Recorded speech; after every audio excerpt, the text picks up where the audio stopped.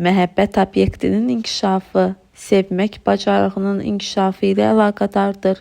Anadan olmasının ilk ayları və illəri uşaq çox sıx şəkildə anasına bağlı olur. Bu bağlılıq uşaq hələ ana bətnində olarkən, onların iki ayrı-ayrı varlıq olmalarına baxmayaraq, vahid birlik təşkil etdikləri zamandan başlayır. Bəzi məsələlərdə doğuluş vəziyyəti dəyişdirir. Lakin bu dəyişikliklər göründüyü qədər də çox olmur. Körpə, bətindən kənar həyata daxil olmasına baxmayaraq, hələ də tamamilə anasından asılıdır. Lakin günlər keçdikcə o daha müstəqil olmağa başlayır. Yeriməyi, danışmağı, ətraf aləmi tanımağı öyrənir və beləliklə də onun anası ilə əlaqəsi məlum dərəcədə həyati önəmini itirir.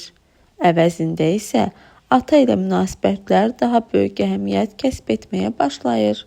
Ana öz körpəsini, onun hansı ehtiyaclarını ödədiyi və ya ümidlərini doğrultduğu üçün yox, övladı olduğu üçün sevir. Mən heç də demək istəmirəm ki, hər bir ata və ana övladlarını məhz o cür sevirlər.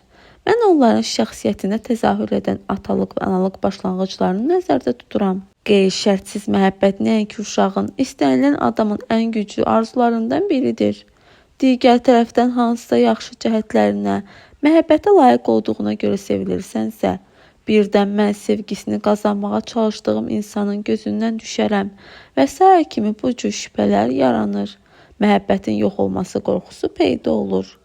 Bundan əlavə qazanılmış məhəbbət həm də ona görə acınacaqlı hisslər yaradır ki, sən özün olduğun üçün yox, kiminsə xoşuna gəldiyin üçün sevilirsən.